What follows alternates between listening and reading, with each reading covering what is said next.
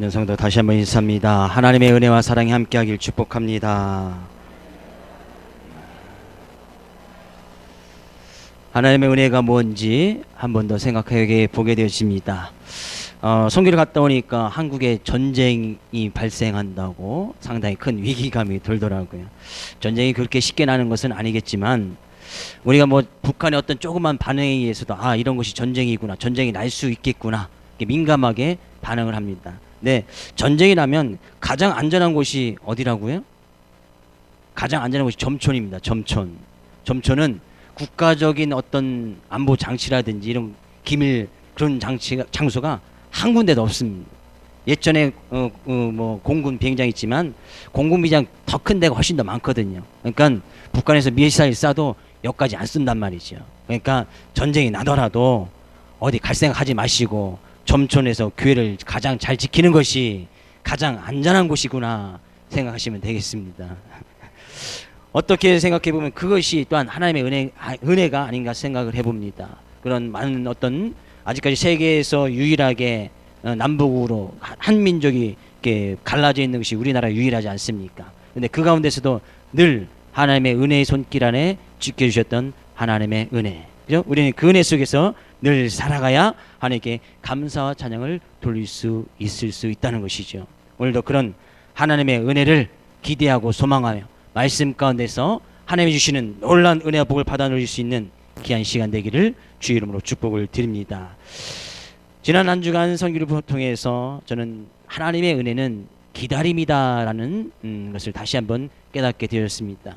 왜냐하면 인천공항에서 처음에 마닐라로 비행기를 타고 갈 때도 인천공항 갑자기 폭우가 막 쏟아지더라고요. 그래서 비행기 한 2시간 가까이 연착을 했습니다. 2시간 동안 인천공항 기다릴 수밖에 없었죠. 표를 끊는데도 한참을 기다리고 비행기 타고 나서도 출발할 듯 하더니만 비가 오는 관계로 이 관제탑에서 연락이 없는 겁니다. 그래서 비행기에서 1시간여 정도 기다리고 2시간을 기다렸다가 마닐을 도착했는데, 그죠? 그 다음날 또 선교사님이 레가스피로 내려가야 되는데 비행기를 타는데, 그죠? 비행기가 또 중간에 작은 비행기를 바꾸든지 1시간 40분 정도 또 기다렸습니다. 비행기가 뜰 생각을 하지 않습니다. 올라올 때도 마찬가지로 올라올 때도 레가스피에서 마닐로 올라오는데도 갑자기 비가 내려서 공항에서 1시간 반 정도 또 기다리고, 한국에 올 때도 마찬가지. 올 때도 뭐 관제탑에서 못정해서 좀 1시간 이상을 또 기다리고. 근데 그 기다리는 동안에 하나님의 은혜는 기다리면, 하나님의 은혜를 사모하면서 하나님의 사랑을 사모하면서 기다리면 반드시 온다는 거예요. 하나님의 말씀을 사모하고 은혜를 사모하면 반드시 하나님은 그 기다리는 자에게 은혜를 부어주신다는 거예요. 오늘 본 말씀에 가서 보면 우리는 그런 하나님의 은혜를 사모하고 기다릴 때 하나님께서 놀라운 은혜를 부어주시는데, 우리는 그런 세상의 어떤 세상의 전쟁의 그런 분위기에 민감하게 반응하듯이 우리도 그런 영적인 전쟁에서도 분명히 민감하게 반응해서 거기서 싸워서 이겨야 됨을 분명히 이야기를 하고 있습니다. 먼저 8절 말씀 가서 볼까요? 8절 말씀. 근신하라 깨어라 너희 대적 마귀가 우는 사자같이 두루다니며 삼킬 자를 찾나니. 우리는 이 본 말씀을 유심히 잘 볼 때에 이 세상은 싸움이구나, 전쟁이구나, 영적인 전쟁임을 분명히 알아야 된다는 거예요. 그죠? 북한이 조금만 도발을 해도 전쟁에 대해서 민감하게 반응하듯이 우리는 그런 이 영적인 전쟁을 항상 볼 수 있어야 된다는 거예요. 왜? 지금 마귀는 어떻게 해요? 우는 사자같이 삼킬 자를, 자기 밥 될 사람들을 지금도 두루 찾아다니면서 찾고 있다는 거예요.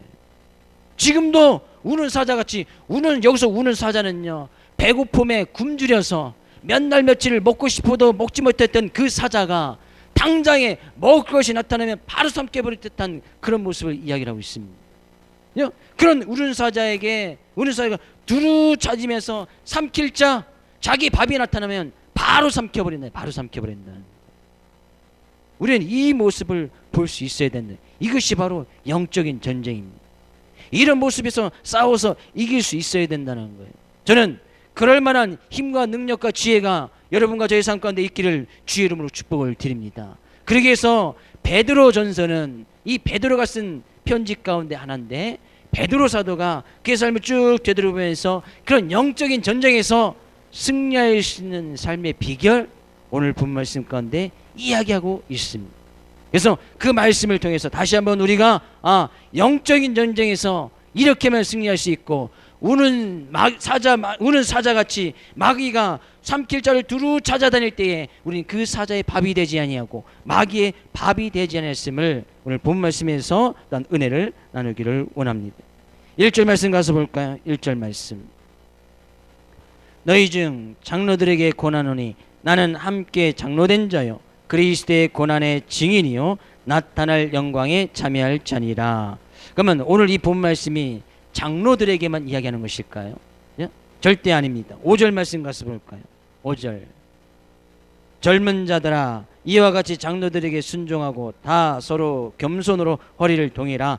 하나님은 교만한 자를 대적하시되 겸손한 자들에게 은혜를 주시니라. 여기 또 젊은 자들을 이야기를 하고 있습니다. 그러니까 이 이야기는 교회 안에 있는 장로들, 여기서 장로라고 하는 것은 교회 안에서 나이 드신 분들을 이야기합니다. 어떤 장로의 직책을 가진 그런 분들이 아니라 교회에서 나이 드신 분들, 또는 5절에서는 젊은 자들, 젊은 사람들이 이야기합니다. 이것은 그렇다는 것은 오늘 본 말씀은 교회 안에 있는 모든 성도들에게 이야기하는 거예요. 나이 든 사람이나 나이 젊은 사람들이나 다 같이, 왜? 다 같이 우는 사자의 밥이 될 수 있기 때문이죠. 우는 사자 마귀가 젊은 자들만 삼키느냐? 아니에요. 나이 든 사람들만 삼키느냐? 아니에요.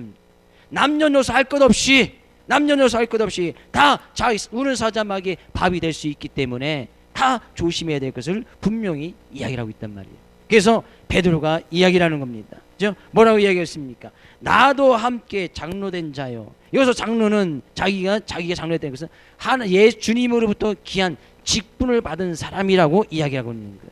그죠? 베드로는 특히나 예수님으로부터 예수님을 3번이나 부인하고 나서 예수님이 부활하신 다음에 베드로를 따라 만나지 않습니다. 야, 내가 나를 정말 사랑하느냐? 야, 내가 주님을 사랑합니다. 그래, 내 양을 먹이라. 또 네가 정말 나를 사랑하느냐? 예, 내가 정말 주님을 사랑합니다. 그럼 내 양을 치라. 네가 정말 나를 사랑하느냐? 3번 주님께서 물으실 때 베드로가 근심하여 내가 주님을 사랑한 줄 주님이 아시나이다. 그래, 내 양을 먹이라. 주님의 양을 먹여야 되는 아주 중요한 직책을 받았던 사람이 바로 베드로였습니다. 그래서 이야기하는 거예요. 나도 교회 성도들과 함께 같이 그런 중요한 직분, 직책, 어떤 사역을 받은 사람이다. 그렇게 이야기하면서 자기를 소개하고 있습니다. 그런 하나님의 일을 잘 해나가는 우리들의 삶 가운데서 나타나는 것은 그리스도의 고난의 증인이 되어야 될 것이고 나타날 영광에 참여할 자임을 분명히 알아야 된다는 거예요. 그래서 1절 말씀에 이야기하고 있습니다. 그리스도의 고난의 증인이 되어야 될 것이다. 뭐예요? 믿는 사람들에게는 반드시 이런 어떤 영적인 고난, 믿음과 신앙을 지켜나갈 때 당하는 어떤 어려움과 환난이 반드시 있다는 것이지요. 그것이 바로 영적인 전쟁이에요. 근데 그 가운데서 증인된 삶을 살아가라는 거예요. 영적인 전쟁에서 지지 말고 반드시 증인된 삶을 살아가라는 거예요. 하나님께서 맡겨진 그 일을 잘 감당하면서 증인된 삶을 살아가고, 그죠? 그것이 이기는 방법이라는 거예요. 또한 나타날 영광에 참여할 자인 것을 분명히 알아라는 거예요. 나타날 영광, 주님의 영광이 나타날 때에 거기에 참여할 자다. 주님께서 다시 재림하여 오실 그날에 반드시 그날에 하나님의 영광의 자리에 들어갈 자가 반드시 우리인 것을 반드시 알아라는 거예요. 하나님께서 우리를 어떻게 불러주셨으며 우리가 어떤 삶의 모습으로 살아가야 될 것을 분명히 이야기하고 있습니다. 그래서 바울사도는 그런 마귀 같은 우는 사자와 같이 두루 삼킬 차를 찾아가는 그런 마귀와의 영적인 전쟁에서 승리하기 위해서 가장 먼저 알아야 될 것은 우리가 그날에 주님이 나타날 영광에 참여할 자인 것을 분명히 알아라는 얘기. 그날을 기대하고 소망하라는 것이죠.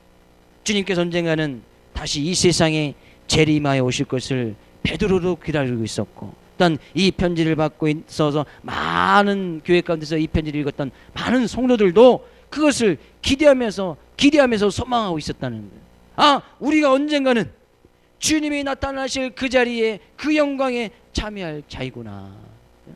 주님은 언젠가 다시 이 세상에 재림하여 오십니다. 믿으십니까? 주님은 반드시 이 세상에 언젠가는 재림하여 오십니다. 이런 전쟁을 통해서가 아니라 이 세상 모든 사람들이 다 알게 될, 동에서 서에서 저에서 번개가 번쩍인 같이 모든 사람들이 그날은 주님이 오시는 것이구나, 주님이 오시는 그런 날이구나 라는 그 증거가 확실하게 오게 되어진다네. 어느 한 구석에서 거기서 주님 오신다 그러지 않습니다. 온 세계 모든 사람이 다 알 정도로, 주님의 재림은 반드시 그렇게 이루어질 것이라고 성경이 이야기하고 있습니다. 그날 기억하면서 살란 말이죠. 그날 소망해서 살란 말이에요. 그래야 오는 대적 마귀가 와도, 잘못된 거짓된 증거들이 와도 그것에 유혹되지 아니하고 살아가면서 그것을 능히 이기며 살아가고 있다는 거예요. 그런 믿음의 삶 가운데서 당하는 많은 어려움과 고난이 있습니다. 그러기 위해서 베드로가 또 주의할 점을 이야기를 하고 있는데 2절 말씀 가서 볼까요? 2절.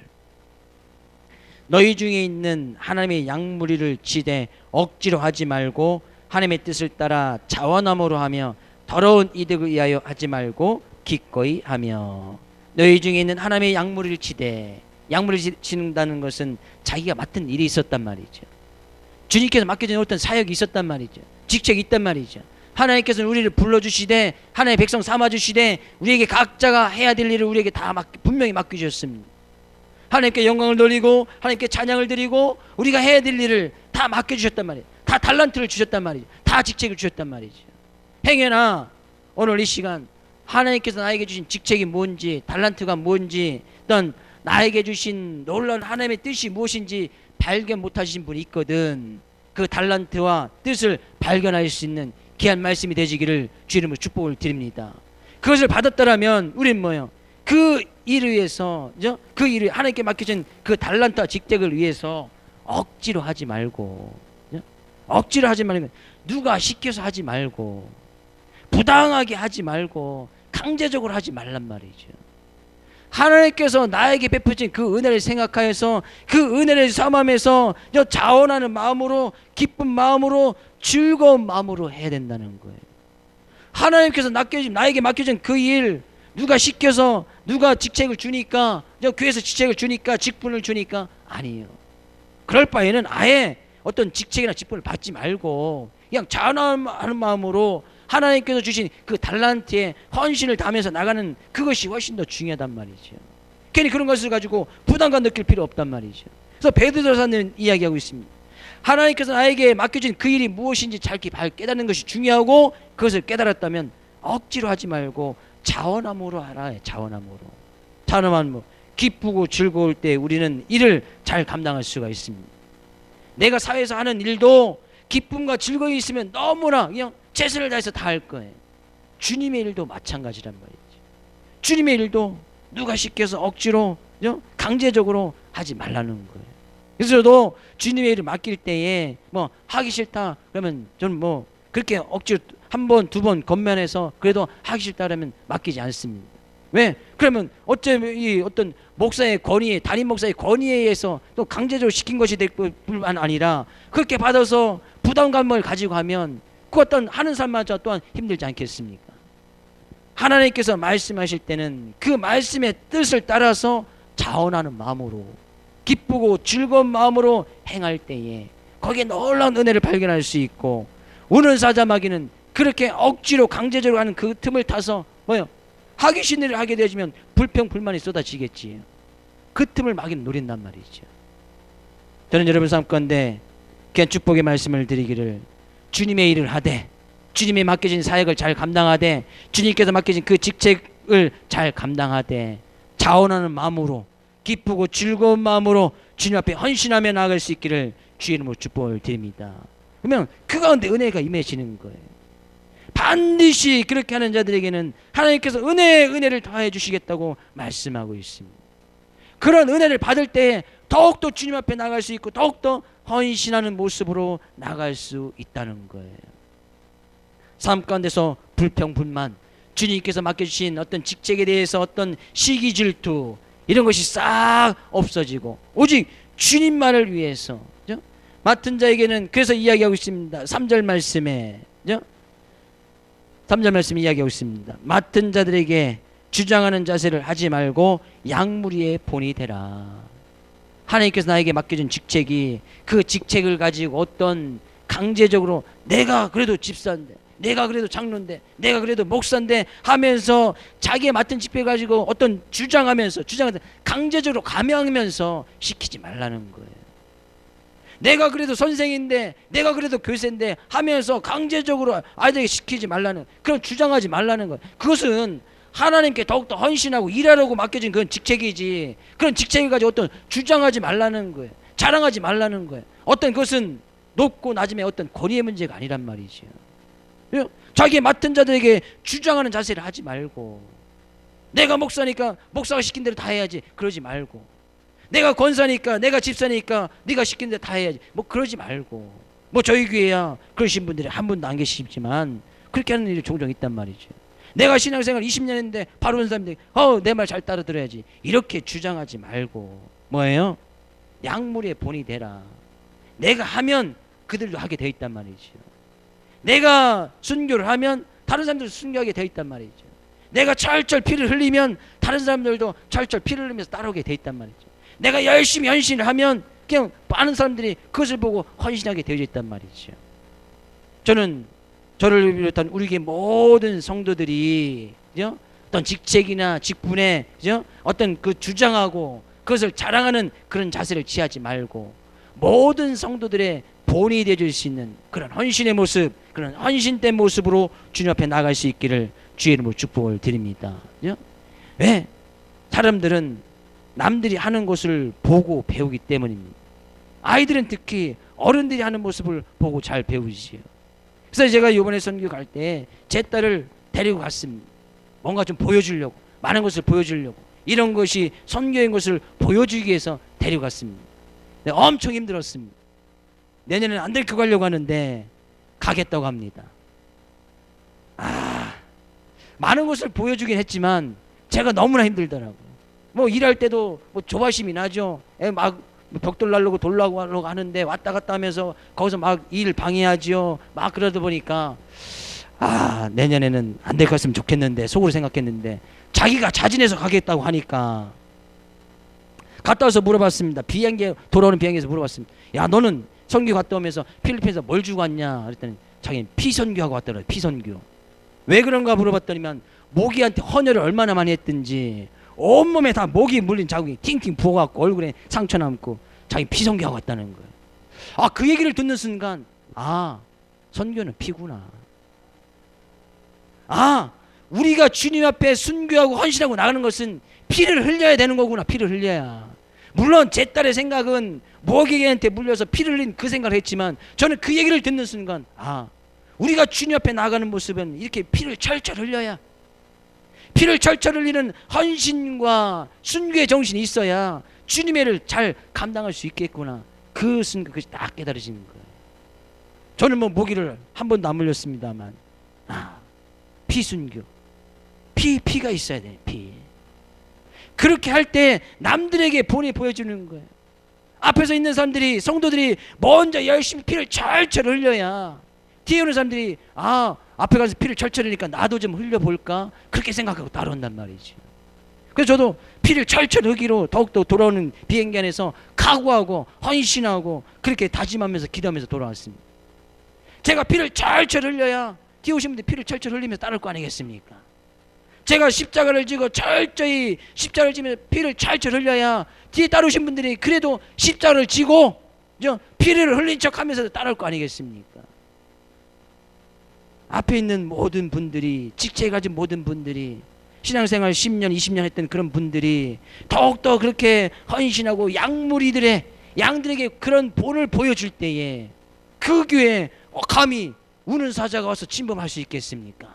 그런 헌신의 삶을 살아가는데 우는 사자의 밥이 될 수 있겠습니까? 그럴 수 없다는 거예요. 우는 사자도요, 피를 흘리며 철저히 십자가를 지고 가는 그 예수님들 어떻게 감당할 수 없었습니다. 예수님을 철저히 끝까지 유혹했던 이 사단 마귀도 피를 흘리면서 십자가를 했던 그 예수님 모습 앞에 무릎을 꿇고 말았단 말이에요. 그런 모습이 있어야 되는, 그런 모습. 다시 한번 저와 여러분 삶 가운데 이런 양무리의 본이 되어지는 그런 헌신된 모습, 아름다운 모습, 귀한 모습이 있기를 주의 이름으로 축복을 드립니다. 그러면 4절 말씀 가서 볼까요? 그리하면 목자장이 나타내실 때 시들지 아니하는 영광의 관을 얻으리라. 그러면 뭐요? 목자장 되신 예수 그리스도께서 나타나실 때에, 주님께서 이 세상에 재림하실 그때에 시들지 아니하는 영광의 관을 얻으리라.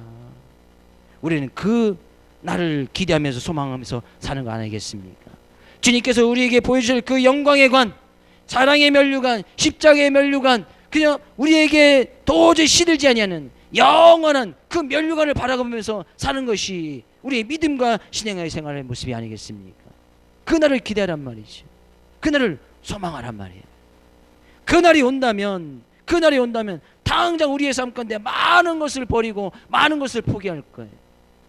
종종 말씀을 드리지만 주님의 날이, 만약 내일 주님께서 재림하여 오신다, 어디가 그런 얘기하지 마십시오. 내일 온다고 그냥 예를 드는 겁니다. 가서 어디 가서 내일 주님이, 우리 교회 목사님이 내일 재림하여 오신대 나 얘기해서 바로 이단되니까 얘기하지 마시고, 내일 만약에 정말 주님께서 재림 오신다는 걸 알고 있어요. 우리가 알고 있어요. 막 그냥 알고 있다고 쳐요. 내일 재림해서 따고 가요. 그럼 우리 삶 가운데 버리고 포기해야 될 것이 얼마나 많겠습니까? 지금 이 모습 그대로 살아가시겠습니까? 그럴 수 없단 말이에요. 내일 주님께서 재림하여 오신다면 우리의 삶 가운데 많은 근심, 걱정, 불평, 불만, 그런 거 다 버릴 거예요. 그런 것 때문에 염려하지 않을 거예요. 그런 것 때문에 불평, 시기, 그런 거 따지지 않을 거예요. 나에게 직분이 있냐, 직책이 없냐, 그런 거 가지고 따지지 않을 겁니다. 나의 삶 가운데서 내가 정말 어떻게 주님의 뜻을 따라갔었는지, 내가 얼마나 주님 앞에 헌신했는지, 주님 앞에 얼마나 기도하고 말씀 붙들고 나갔는지, 그것이 걱정이 되지. 오늘 나의 삶 가운데 먹을 것 있냐 없냐, 내가 병들고 힘들고 그런 거 전혀 그것 때문에 근심하거나 걱정하지 않는단 말이죠. 내일 오는데 그것이 무슨 상관이 있습니까? 내 육체에 병이 있는 거, 그것은 무슨 상관이 있냔 말이죠. 내 자녀 대학 못 가고, 내 자녀 더 좋은 직장, 세상 사람들이 얘기하는 더 좋은 직장 가고 못 가고, 그거 중요하지 않단 말이죠. 그런 것 때문에 염려 근심하지 않는단 말이에요. 먹을 것, 입을 것, 마실 것 때문에 근심 걱정하지 않는단 말이죠. 왜? 내일 오니까. 그래, 우리들의 생각은 주님이 오실 것을 알고 있지만 당장은 안 오실 것이다 라고 생각하고 있기 때문에 수많은 염려, 근심, 걱정, 불평, 불만들이 많이 생기는 거예요. 당장 일주일 뒤에만 온다 하더라도 우리는 버릴 것이 너무나 많단 말이죠. 제가 단기 선교를 준비하면서 일정을 아주 그냥 월요일 주일 저녁부터 토요일 새벽까지 일정을 잘 짜고 여러 번 검토하고 시간 같은 거 다 하면서 다 계획을 잘 세웠습니다. 몇 번을 검토하고 나갔습니다. 근데 이번 선교 때는 그런 일정대로 한 번도 이루어진 적이 없습니다. 비행기 시간 하며 가서 일하는 거 하며 그 일정대로 이루어진 것이 하나도 없었어요. 하나도 그렇게 제가 생각하고 프로그램을 짜간 것대로 하나도 이루어지지 않았습니다. 다 시간이 틀려지고 뭐 홈스테이 하는 것도 다 달라지고 뭐 다 달라지더라고요. 아무리 계획을 잘 세우고 준비를 잘하고 그것 때문에 근심 걱정해서 갔지만 하나님께서 일정을 바꿔버리니까 싹 다 바뀌어버리는 거예요. 우리네 인생은 그런 거구나. 아무리 철저하게 우리 인생의 계획을 내가 몇 살 때 몇 인생 때 쫙 인생이 각재할지라도 하나님께서 중간에 딱 틀어버리면 그건 끝나버린단 말이죠. 그러니까 우리의 인생 어떻게 주님 앞에 주님의 뜻을 기다리며 살아가는 거, 그 기다리는 것이 하나님의 은혜더라는 얘기예요. 하나님의 뜻을 정말 잘 기대하면서 소망하는 것, 영광의 간을 얻을 것을 기대하고 소망하면서 주님께서 나타나실 그 날을 기대하면서 소망하는 것, 그것이 정말 큰 은혜더라. 은혜다. 저는 여러분 삶 가운데 목자장 되신 예수님께서 나타나실 때 여러분 삶 가운데, 여러분의 머리 가운데 그 영광의 간이 다 씌어질 수 있기를 주의 이름으로 축복을 드립니다. 옆에 있는 성도에게 인사합니다. 성도님에게 영광의 간이 있습니다. 그것을 기대하고 소망하면서 살란 말이죠. 그러면 삶 가운데 얼마나 많은 것을 포기하겠습니까? 얼마나 많은 것을 버리겠느냐. 뿐만 아니라 이야기하고 있습니다. 5절 말씀 같이 읽어보겠습니다. 젊은 자들아, 이와 같이 장로들에게 순종하고 다 서로 겸손으로 허리를 동이라. 하나님은 교만한 자를 대적하시되 겸손한 자들에게는 은혜를 주시느니라. 그러나 뭐 전문자들아 교회에 있는 모든 성도를 다 이야기하고 있습니다. 다 서로 겸손으로 허리를 동이라. 여기서 허리를 동이라는 것은 이 종이 주인들에게 어떤 시중을 들기 위해서 앞치마 같은 것을 딱 입는 그런 모습을 이야기합니다. 그런 옷을 입을 때 겸손으로 서로 겸손의 모습으로 옷을 입으라는 거예요. 겸손의 모습으로 옷을 입으라는 거예요. 왜? 하나님께서는 그런 겸손한 자들에게 은혜를 주시기 때문이라는 얘기예요. 우리의 인생의 주인이 주님 되신 그리스도 되심을 믿고 그 앞에서 허리를 동이라는 거예요. 겸손으로 그 앞에 머리를 조아리고 그 앞에 낮아지는 모습으로 나아갈 때 그 사람들을 하나님께서는 겸손한 자라고 이야기하시고 그 겸손한 자들에게 은혜를 주시겠다는 거예요. 주님은 우리의 인생의 주인이십니다. 주님은 우리의 인생의 모든 것 대신입니다. 이런 확신이 있어야 된다는 거예요. 내 인생의 주인이 내가 되는 것, 내라고 생각하는 삶과 내 인생의 주인이 그리스도 예수라고 생각하는 삶의 모습은 전혀 다른 삶을 살아가는 거예요. 내 인생의 주인이 나다? 그럼 내가 종이 될 필요가 없습니다. 왜? 내 인생의 주인은 나니까 내가 모든 것에 가장 으뜸이 되어지죠. 그래서 항상 삶의 중심이 자기 자신이 되어 있습니다. 다 자신의 이익을 위해서 자신의 뜻을 깨고 계획을 세우고, 제가 이번 성경을 교회 보니까 하나도 되는 것이 없더라고요. 아무리 철저하게 시간 계산까지 하면서 딱 계획을 짜갔지만 하나도 안 이루어졌습니다. 하나도. 우리의 인생의 주인은 바로 주님이시구나. 우리의 삶에 모든 것을 주관하고 계신 분이 바로 주님이시구나. 그 앞에 겸허히 낮아지고 그 앞에 자복하고 나갈 때 하나님께서 그런 사람들에게 계속 은혜를 주시겠다는 거예요. 옆에 있는 성도에게 인사합니다. 우리 서로 겸손합시다. 그래야 은혜를 받는다. 은혜를 받는다는 그것이 은혜. 내 인생의 주인을 주님 대신 그리스도 예수를 모시고 사는 것, 그 자체가 바로 은혜예요. 내 인생의 주인이 내가 아니고 그리스도 예수 되셨다는 것을 믿고 그런 확신 가운데 거하면서 사는 것, 그것이 바로 은혜다라는 얘기예요. 그러면 하나님께서는 때가 되면 높여주시고 그에게 크신 은혜를 허락해 주시겠다. 6절 말씀에 이야기하고 있습니다. 6절 말씀 같이 읽어볼까요? 그러므로 하나님의 능하신 손 아래에서 겸손하라. 때가 되면 높이시리라. 본 말씀도 베드로 이야기했습니다. 우리는 하나님의 능력의 손, 하나님의 손 안에 살 수밖에 없다는 거예요. 주님의 손을 피해서 어디 살아갈 수 있겠느냐? 할 수 없단 말이죠. 우린 늘 주님의 손 안에, 주님의 돌보하심 속에, 주님의 어떤 관심 속에 살아갈 수밖에 없다는 거예요.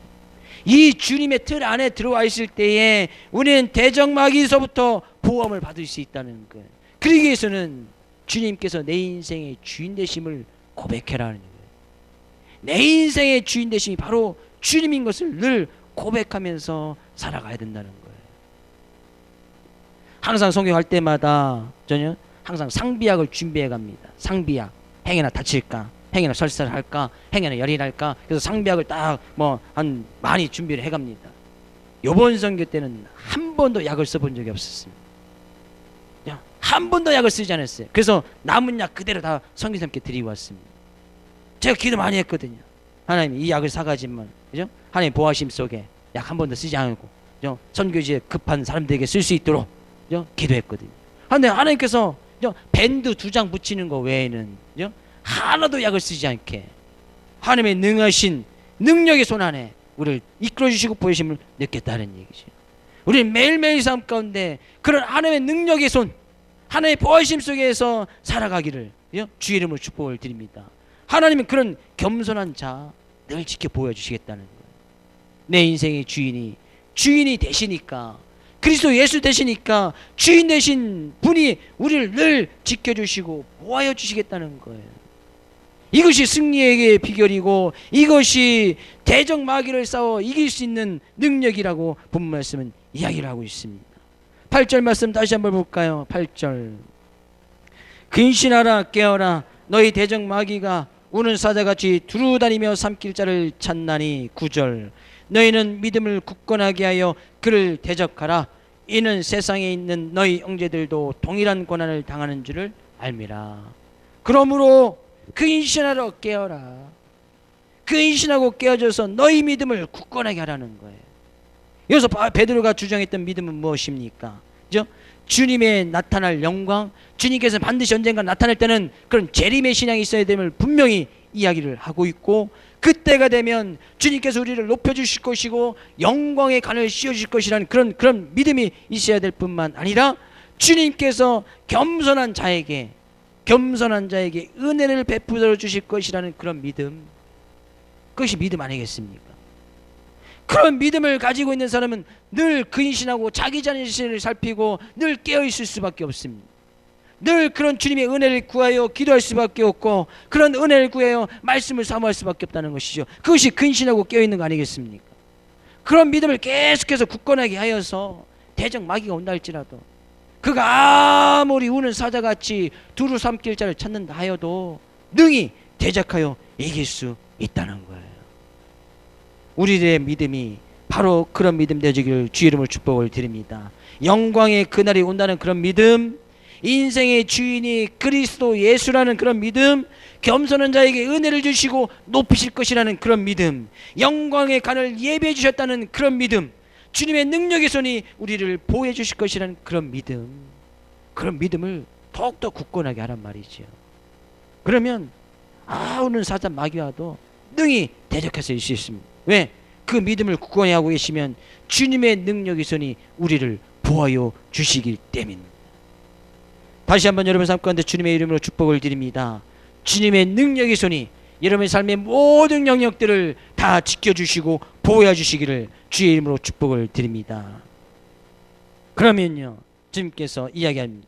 10절 말씀, 10절, 모든 은혜의 하나님 곧 그리스도 안에서 너희를 부르사 자기의 영원한 영광에 들어게 하신 이가 잠깐 고난을 당한 너희를 친히 온전하게 하시며 굳건하게 하시며 강하게 하시며 털을 견고하게 하시리라. 아멘.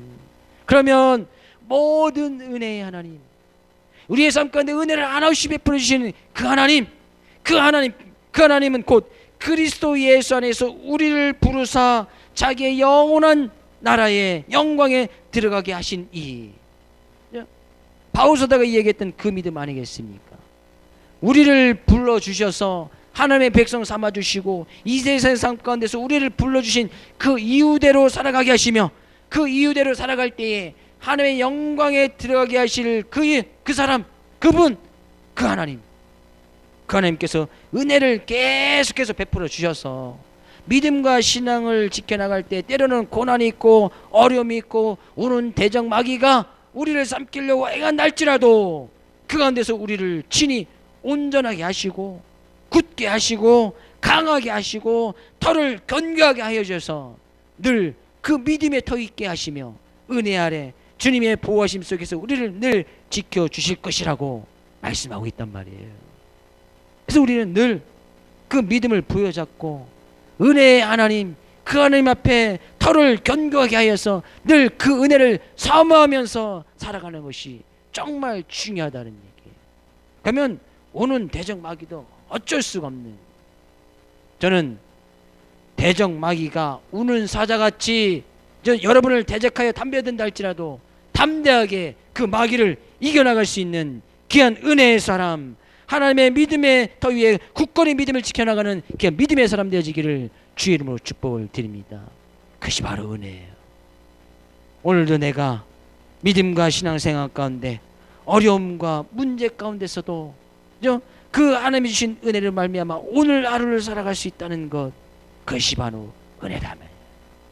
그런 은혜를 기다리고 하나님의 영광의 영관을 기다리고 나에게 쓰여주실 그런 자랑의 면류관, 인생의 의의 면류관을 기대하고 소망하면서 오늘 하루도 그 은혜 속에서 살아가는 것, 그것이 은혜다라는 얘기예요. 그런 은혜를 사모하면 하나님께서는 더욱더 우리를 온전하게 하시고 더욱더 굳건하게 하시고 더욱더 강하게 하시고 더욱더 건강하게 하셔서 많은 사람들에게 믿음의 본을 보이며 그 믿음을 따라 살아가도록 하는 그런 증인된 삶 살아가도록 하나님께서는 하시겠다는 얘기예요. 오늘 그런 귀한 은혜와 믿음을 가지고 하나님께서 함께 하실 그 믿음의 놀라운 역사를 가지고 한 주간도 세상에서 승리하며 살아갈 수 있는 귀한 여러분과 제가 되어지기를 주의 이름으로 축복을 드립니다.